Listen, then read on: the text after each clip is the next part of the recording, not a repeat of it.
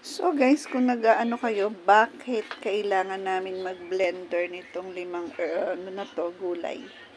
It is because may sakit si husband eh.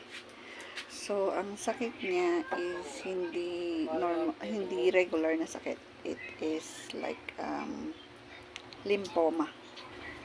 So, kaya po, kailangan namin magtiyaga na painom sa kanya to kasi wala siyang gamot.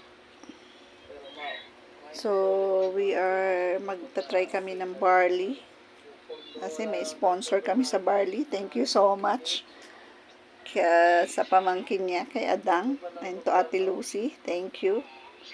So, hopefully, next day, makabili na kami ng barley para masuplayan na rin siya. Ng barley. So, papainom natin yan to sa husband ko.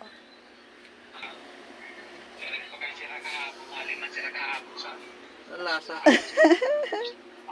Masarap. Ay, gawa ni ko. Sino yan? Si kay Jerry? Eh, tika, tumayo ka muna. Sarap yan pa. Come on. Saka kumakain ka pa. Dali. Hawakan si Papa. Napakita natin na umiinom ka na. Oo, yan.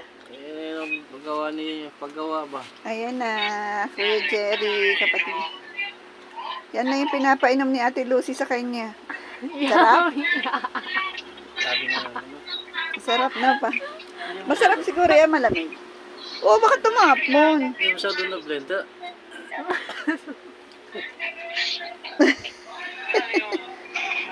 Marami, halo-halo. Ito, oh. Malunggay. Ano yan, yung malunggay? Kamote. Oo, inom lang ah. Ang dami naman dahil kalahati lang. Ha? Hati tayo, gusto mo? Hindi Hindi. masyado blender. Siyempre hindi. Tama, naka-blend siya lahat pa. Hindi masyado. Hindi masyado Inumin mo na. Na-blend siya naman. Sobra ng blender niya pa, oh. Durog na nga, oh. Oh. Konti pa. Konti lang yan. Para Dapat gumaling. mo yan, tito. Para gumaling ka. Sige na. Fighting! Kailangan natin gumaling. Oh, babalik na yung pagkapogi mo pa. Yung katawan niya, tinan mo, payat na siya.